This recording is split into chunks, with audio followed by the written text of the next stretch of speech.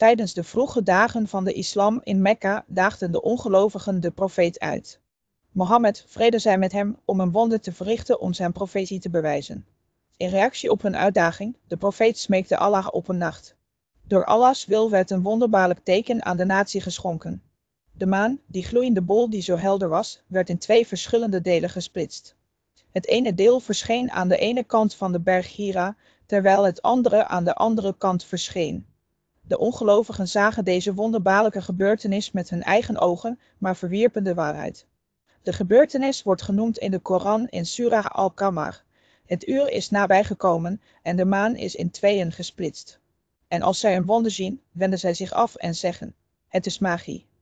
Voor de gelovigen was het splitsen van de maan een groot wonder, een herinnering aan Allahs macht en genade. Het blijft tot op de dag van vandaag een getuigenis van de grote macht van Allah en zijn boodschapper. En het belang van geloof.